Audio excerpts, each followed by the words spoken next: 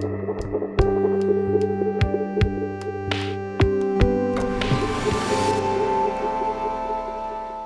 name is EMILIE Poirier and I'm the head of short film here at FNC, and I'll be your host for this Q&A. So you just watched the program number 5 from the international competition, and in this program you've watched Places from Vytautas Katkus, White Goldfish from Jan Roosens and Raf Roosens, Erpe-Mere from Noemi Osselaer, Maalbeek from Ismaël, Joffroy, Chandoutis, Lake on Fire from Jennifer Rainsford, and Talk to Her from Iwa. With us today for the Q&A, we have Raf Roosens. Hey. Hi. We have Noemi Osselaer. Hi. We have Ismaël, Joffroy, Chandoutis. We have Jennifer Rainsford. Hey. And we have Iwa. Hey. So first of all, like the general question is more like, please introduce yourself, your film, and your practice, like a filmmaker. Is it your first, second film, etc.? So we'll start in the same order that like I said your name. So we'll start with Raf. Okay, so hi everyone. My name is Raf Roosens. I'm from Belgium. I live in Antwerp, and together with my brother Jan, we've made this short film, White Goldfish. It's the third short film we've made so far. Yeah, the film is about, it's a portrait of Stella. She's a 10-year-old girl. She stumbles onto her mother's intimate relationship with mysterious Patty. And while punishing her mother, she gets confronted with complexity of the adult relationships. So it's about that. It's quite a short film. It's only 8 minutes,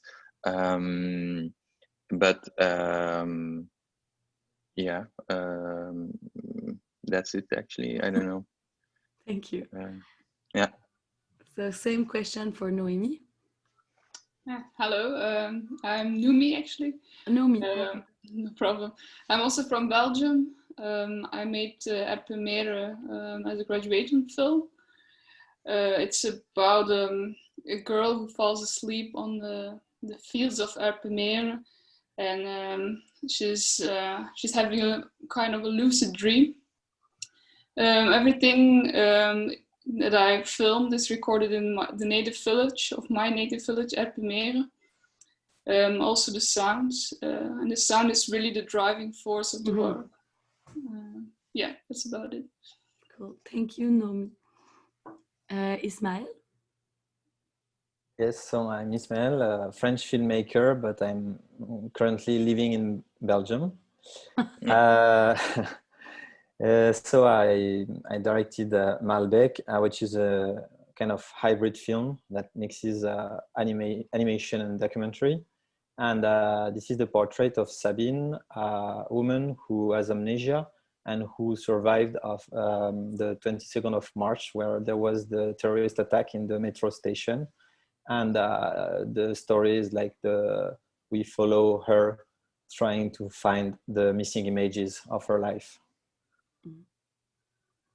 And is it your first film, second film? Like, what is your... Actually, it's my third film. And yeah, that's it. Thank you. So same question from Jennifer. Yes, I'm Jennifer Rainsford. I'm a Swedish filmmaker. At the moment, I'm in Paris, editing my first feature documentary. And Lake on Fire, I filmed a year and a half ago when I was in Bangalore, doing a project on these lakes that had caught fire.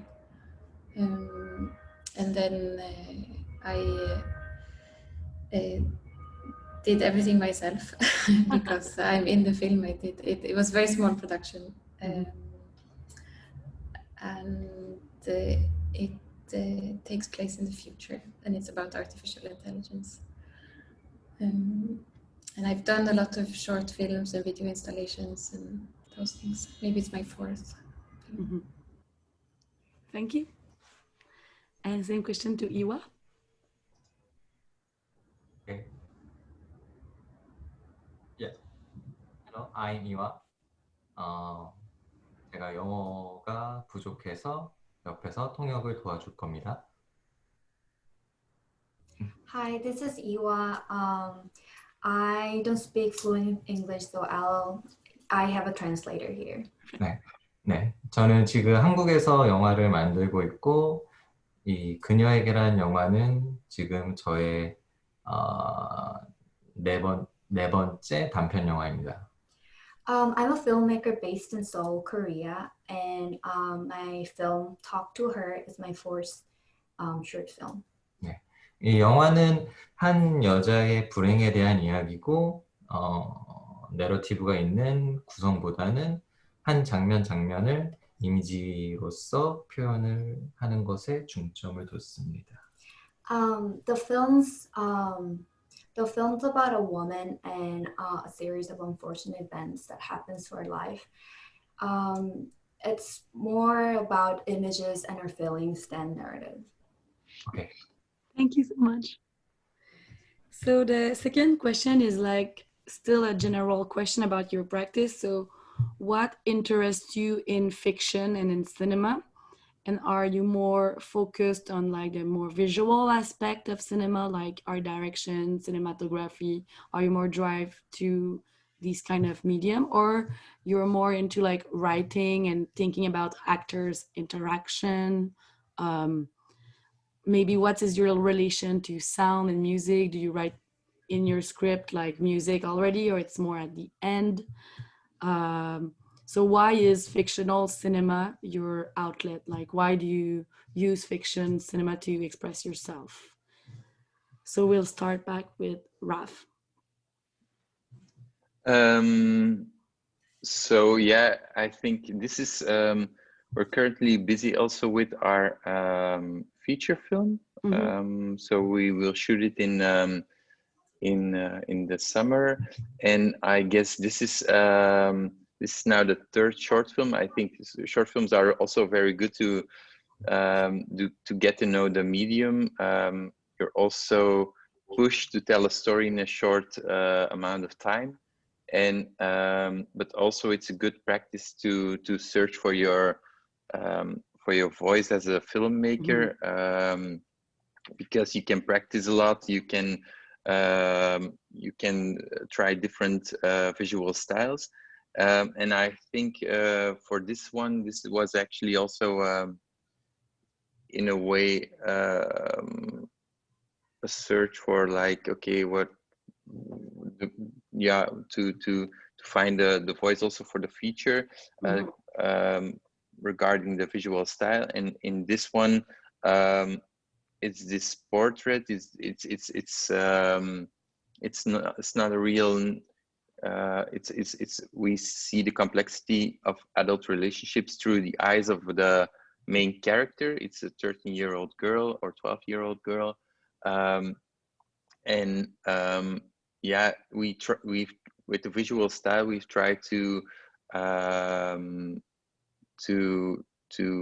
translate that. The fact that a 12-year-old never sees the whole picture because she sees the relationship of the mother, but also the way the daughter is talking about sexuality at the dinner table, or and it's like with the visual style we've tried to make a story with bits and pieces, the way she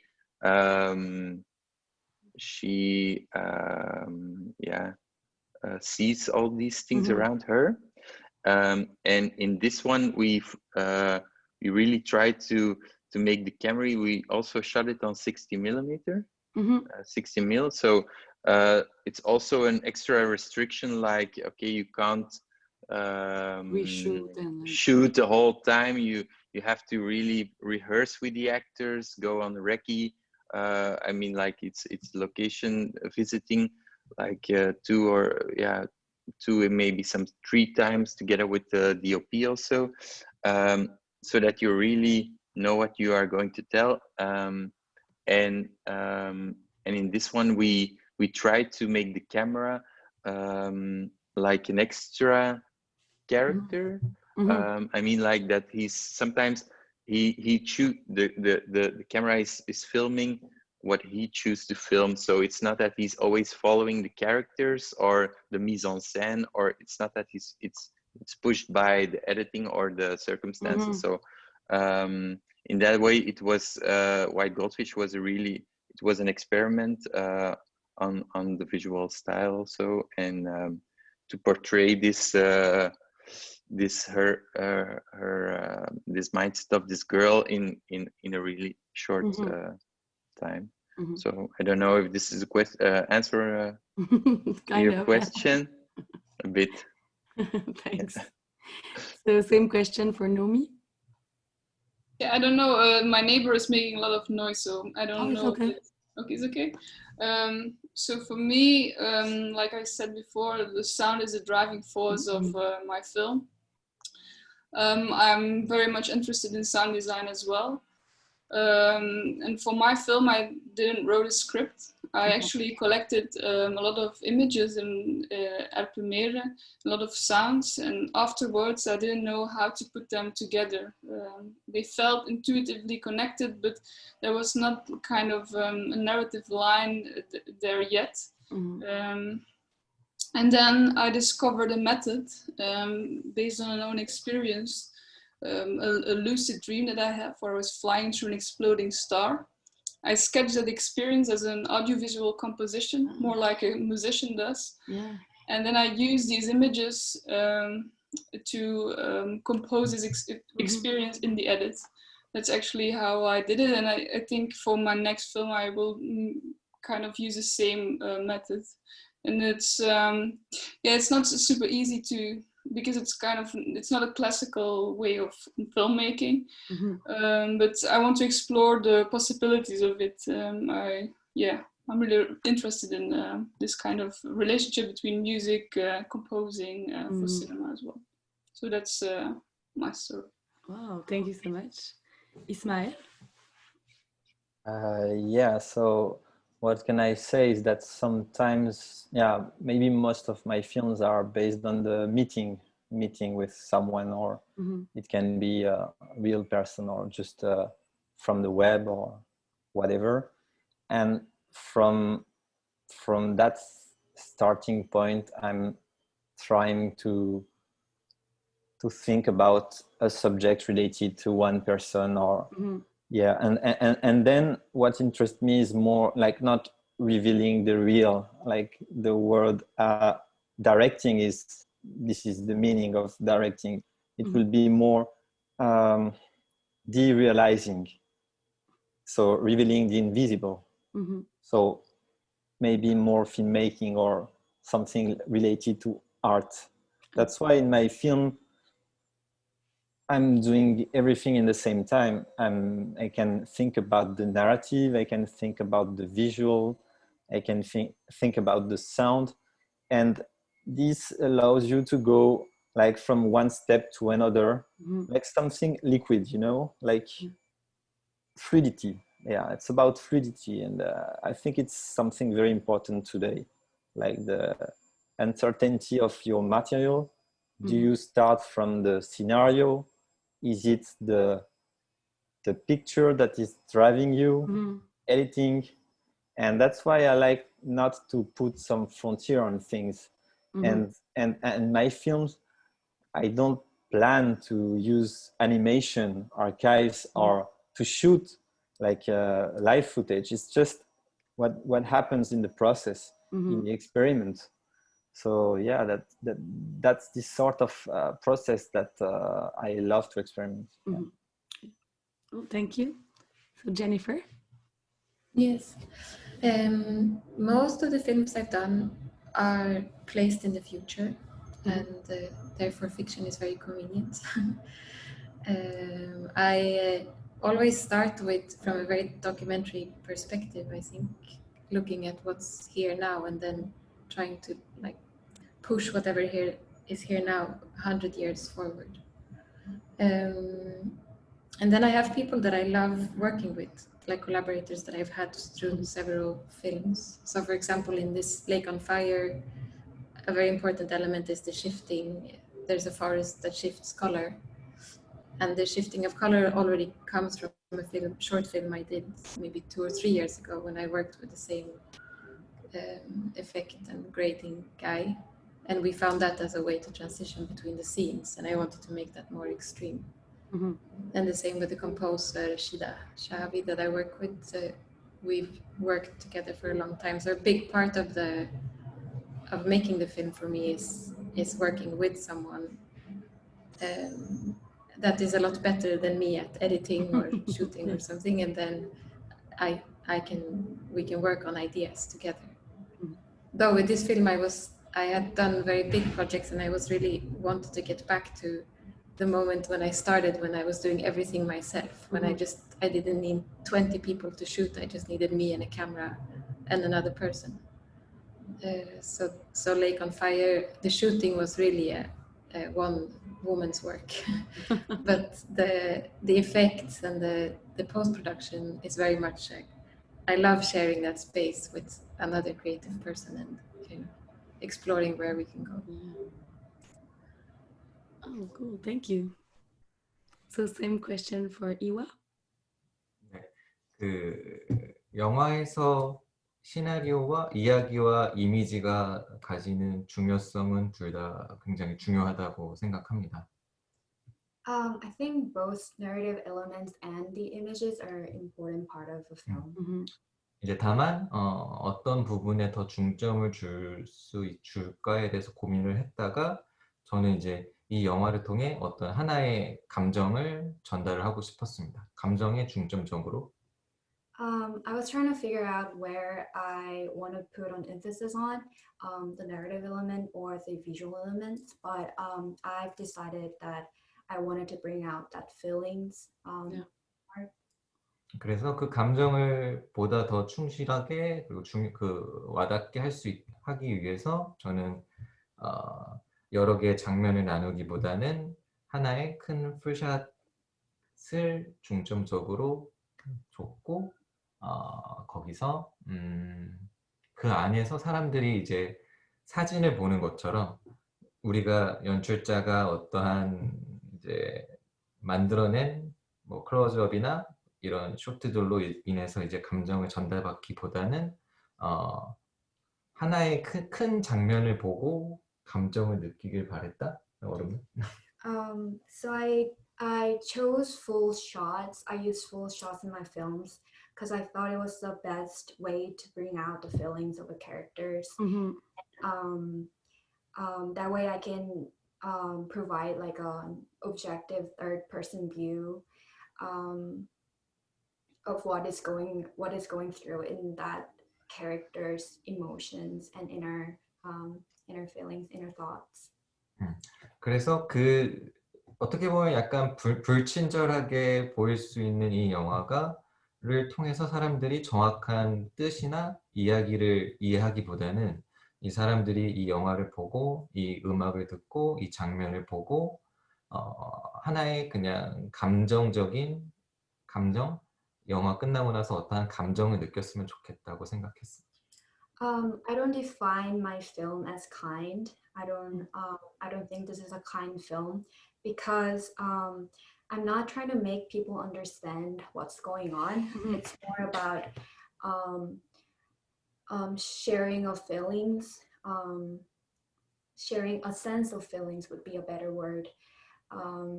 It's not about understanding or explaining, but it's more about connection between the filmmaker and the audience. Okay. Thank you. So I'm going back to Raf to like more specific questions. So like, can you tell us more about the storytelling and the script that you wanted to share with White Goldfish? Like, where did you take the inspiration for this particular story? Yeah, so the inspiration, it came from it's a bit like we like I told you, we are also busy with a feature film, and it's also coming from a bit from there. I mean, like it was also to find we've started like writing the more about the characters of this feature, like more the backstory. And while writing that, the idea came of this short. So it was like while brainstorming what happened with the mother and the girl, what isn't specific in the feature. I mean, but that gave us the inspiration for this one. And what we are trying to tell with this is like in the film, the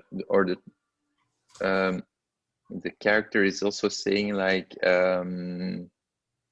if you put a fish into a dark room, a goldfish, it turns white. Everything adapts itself, and in a way, so the title, that's it. Like the girl is watching to the complexity of the adult relationships, and she sees like, or that everyone adapt themselves for the other one in a relationship, or also search something else in a relationship or in the other person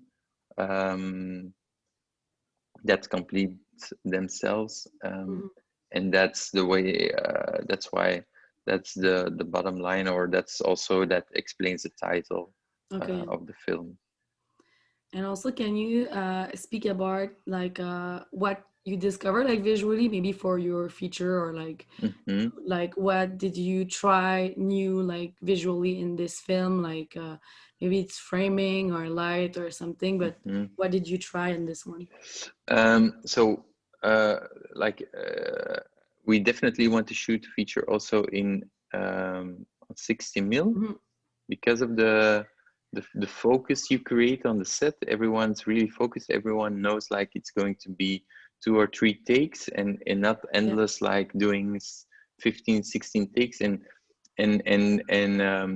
I think that's something we definitely love. It's also that when you see it, actually you see it, if you shoot digitally, you can rewatch it and already like, okay, we're gonna use this shot, and then you're already editing on the set. But in this one, it was more like you see it on a screen, but the quality isn't like it's when it's developed, you know, like the pellicule or the 60mm. So if you see it again in the editing room, it's like you see the film for the first time, or in a different way. So it gives all this new information, and that's very refreshing. But also in this one, we shot it with I like the fact like of limitations, you know, like and in this one we also said like, okay, let's shoot it with one lens. It was a zoom lens, but not start that we don't have every options. Okay, but we chose this one, so it gives also a style, or we stayed in this and also we put the camera on a tripod and a small like slider, and that's it. So not the whole tracks, because by doing stuff, sometimes if you have everything you can use, like long tracks or Steadicam or everything, then you sometimes forget like what are you, the essence. It's very technical, and then you start to lose the essence, or for what's important for us. I mean, like with the actors, or try to get the emotion out of it. So I love limitations in to put yourself like a strict okay, we're going to do that and that and that, and making decisions in before, you know, like not on set, but already like say that's how we are going to do it. So cool, thank you. So I'm gonna continue with Noemi. Like you said, like you really are working with sound and like working that, like can you like tell us about like the genesis of Erpe-Mere, like why you wanted to go back to this village and like to this place and to show it like that on screen?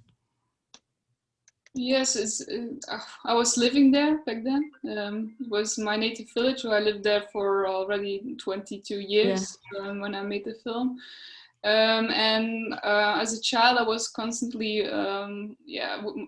riding with my bike through the fields, and I had this kind of feeling that in every corner was something hidden, or and then I had this experience, kind of metaphysical experience, where I was having a lucid dream. It was very vivid, where I was actually flying through this exploding star, where I felt this vibration through my body, and everything was, and it felt like a bit of,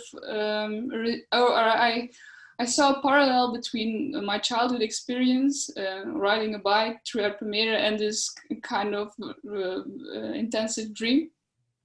And I wanted to have this feeling that that everything, there is a kind of layer beneath everything. That was the feeling that I wanted to evoke in Erpe-Mere, and which also inspired me to make it, and to watch this village in a very different way, because normally it's seen in a very it's a Flemish village. You could portray it in many kind of ways, but I wanted to have this kind of mystery attached to it. And you said that you shoot, like, have you shoot a lot, like, before knowing that you wanted to do a film with these images? Like, how did you came with, like, the final, like, narrative, like, of your film? Well, I was stuck in the edit because I didn't know how to put them together, and then I made this composition, and then I knew I missed there an image, and there in the edit I missed an image, so I filmed afterwards a few things, like the girl in the tent. There are added afterwards. They were not planned. First I collected a lot of images, and then I went into the edit, and then I needed to collect some more, and then again in the edit it was kind of constantly editing, filming. And how did you, like, found, like, I know that there's not so much of casting in your film, but, like, the person that we are seeing, the young woman, like, how did you find her? She's my sister. Okay, I was like, maybe there's a link there. Like, yeah. Cool. Thank you so much, Noemi. Thank you. I'm gonna go with Ismaël. Your story is kind of like linked to, like you said, the thing in the metro station. Can you tell us more about, like, the genesis of this story, like how you came across this story, and do you know someone that lived like that and you inspire, or is total, like, imaginary, like, inspiration from this moment? Yeah, so what I have to say is that at this time I was also living in Belgium, in Brussels, and one of the apartments I lived was just next to Maalbeek, so that's the station that I used to go. And on that morning I had to take the metro, but before I just had a very intensive shooting film the week before. I just postponed my meeting for cut a feature film from 9:30 to 11 o'clock. And then I just woke up this morning and received like hundreds of messages. Yeah. And because I had this habit of going there, I had for the first time like something very emotional, like not a trauma, but something that paralyzed a bit yourself, which I didn't experience in Paris, where I was also there for the 13th of November. So there is something like that sticks to me, obviously. But the real link was to think about all these medias that came like in the center of Brussels, just talking of nothing for 10 days, and all these images that are shared now on the web. So that was my first point. That's why I met, for example, the man who tweet about the terrorist attack, the first explosion in the Zaventem station. Yeah. And we just talked about the gesture of sending the first picture and what it implies to do that. And this was very interesting because the guy just did it like without thinking anything. It was just this is the information, and he was like harassed by thousands of medias that even like doesn't care of how he feels or whatever. And when I was thinking about that, I also wanted to meet some people, and that's where I met Sabine, who just emailed me because I passed through an association to meet some victims or survivors, I prefer. And she just told me like, hey, we can meet, we can have a tea, but I just don't remember anything. But we can talk about this emptiness. And I just said, okay, I'm going. This is it. Yeah. Right. And we just discussed about it. It was in 2017, and I tried to write around it, to think about something, but for me it was very too difficult because I couldn't think about any images, like what you can put on it. And I started to think again on this film in 2019, and I met again Sabine, and I tried to work on the interviews that we had, like to edit a bit the text and to think about the form. And I thought that animation in a way was something that could be interesting, to have a more mental universe. And I really wanted something blurred at the beginning, so I tried one animation that didn't work for me, so I just changed everything. And I just experimented something more fragmented. Yeah. And based on the reel, it's just animation. It's shooting from the reel that I reanimate, like she's trying to reanimate the memories. So in a way, the film is like how to say, taking the support of the images that are missing from her. And this is a kind of in between my experience, like a bit traumatized, and her experience. That what I want to say is that I had too many images and she has no images. So the film is in between this. And how did she react to your film?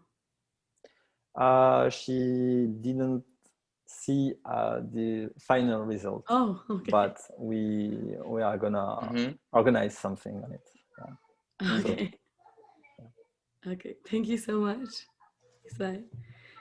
So Jennifer, can you speak about like what interests you in artificial intelligence and why linking it to lovers, and in this case, like this love, in fact? I was listening a lot to one podcast by a researcher in the US, Lex Friedman. I was listening because I was in Bangalore to do research, but I was also looking for new projects, and they at that moment they were talking a lot about this concept of existential risk when the artificial intelligence will become more intelligent than us, and then suddenly it will be a big threat and really bad things can happen. And it made me wonder if something would become so intelligent, why on earth would it like care about humans? Wouldn't it rather want to make music or like move out into a forest and decide to help people only when it decides for itself? Like, why would it want to destroy humanity? And then I was thinking about those that makes those scenarios have one agenda with making it, because they also have an interest of creating stories that it's going to take over. So I started to speculate on that, like, how could I imagine if there was an artificial intelligence that would become smarter than humans, what would it do? And then I created this virtual forest or idea of a forest or a computer that would help people with problems. And in this future, people would be so used to asking something outside of ourselves for answers to things that we might know, but we don't want to know the truth about things. But because we always ask, it's like reading your horoscope. If you keep asking somebody else about what is my future going to be, you lose that voice in yourself, perhaps. So in this future scenario, people were always asking the forest for advice to things that they don't, that they could have the answer to themselves. And I was also thinking, often in love, you don't know. There isn't one answer. Like in the story, this guy has first left the woman that he comes back to ask for help from, and then he's also left another woman by the altar. And he asks himself, did I do the right thing? Of course he didn't do the right thing, but he doesn't want to know. So it's this, when we have the answer, but we want a new answer just because we don't want the truth or whatever the truth is. But with artificial intelligence, I'm interested in that, how we think we can find the truth outside ourselves, and how society talks about artificial intelligence almost as a divine truth, that the algorithms would know more than we do, and it can predict the future and all these kind of things. And I thought it was interesting, if you give your power of decisions and knowing to another entity, how does that happen? So that's what created those images. And also, like, because you work, like you said, that you were really interested in artificial intelligence, or like, because it's kind of like the future, how can you explain your process to put these ideas into visual and cinema, like in a film?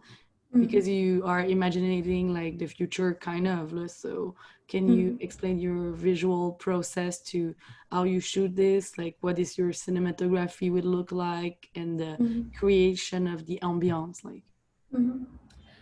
With this film, I was really I set up a rule just to make it very simple, and especially when you don't have a big team, you don't need to communicate to so much people. So I could really do one day and shoot. So I decided I'm going to shoot one day. I'm going to see what I can take from that day, and then I build to the next day.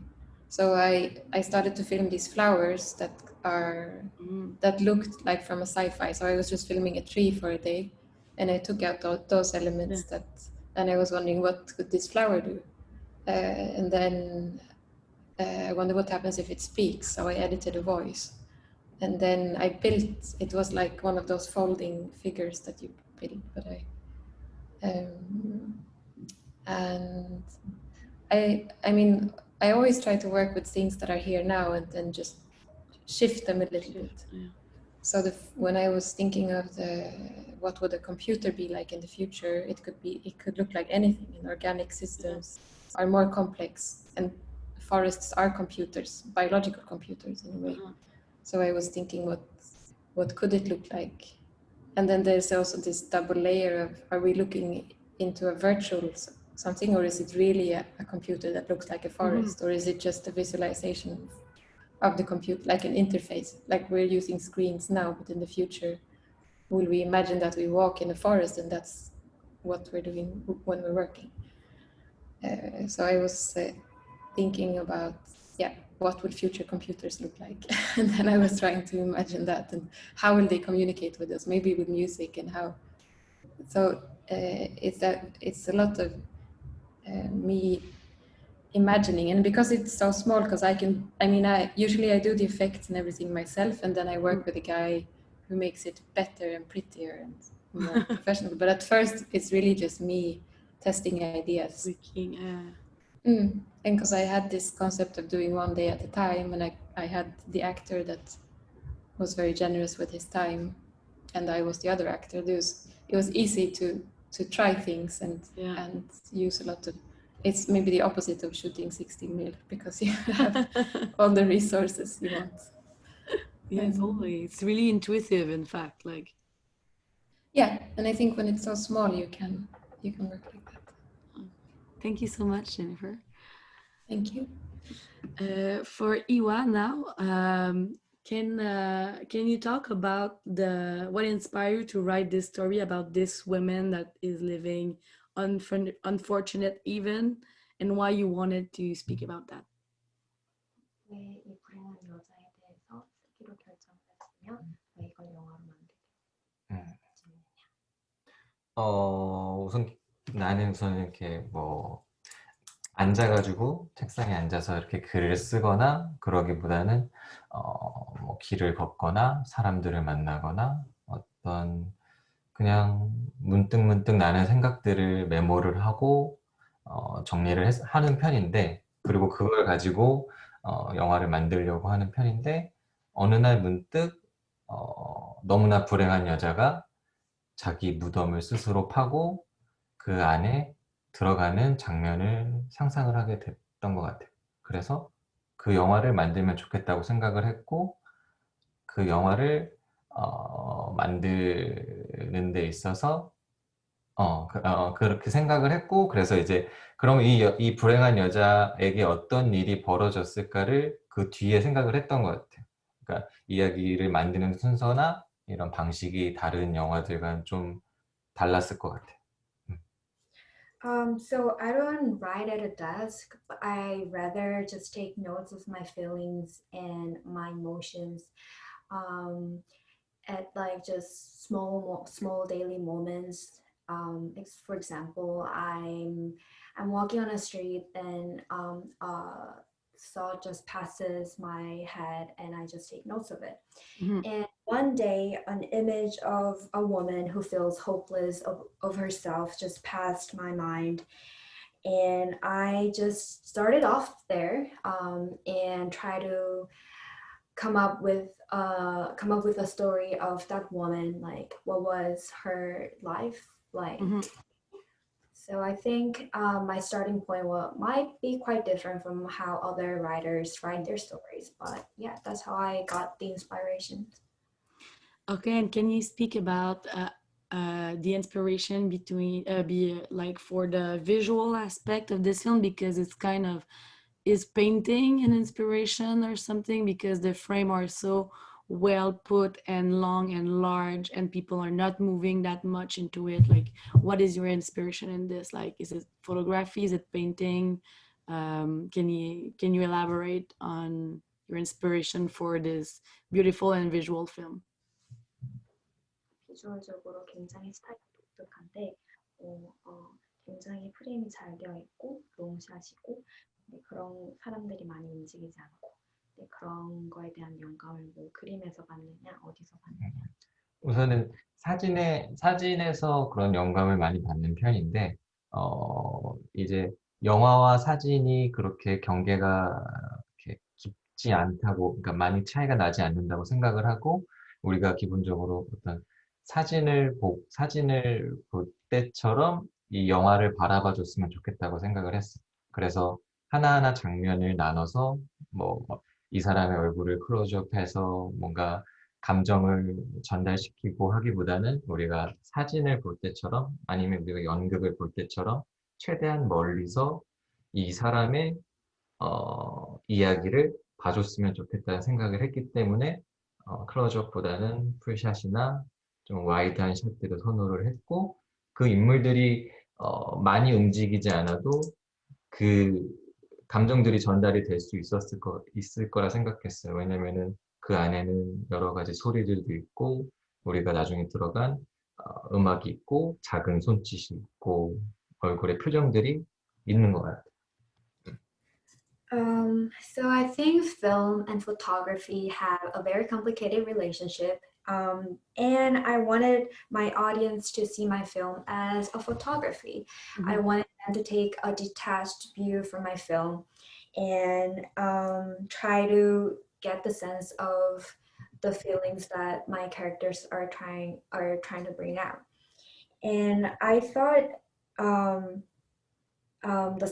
the less movement of my characters wouldn't bother my audience to grasp that emotions, because I still have that intricate movement of the hand or the sound. I think that was like good enough elements to deliver the emotions that I wanted to portray.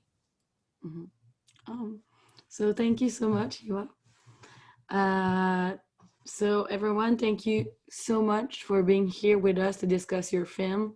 I know it's weird that during COVID to not present your film like physically at festival and to see your public and everything. So thank you so much for making the time for this online Q&A. And also it was a pleasure to present your film together too. So I was really happy that you accept my invitation to the festival. So if you like this program, please don't be shy and share it on social media. And everything will be online until October 31st. So feel free to discover other films, other programs on the FNC platform. So thank you so much, guys. Thank you.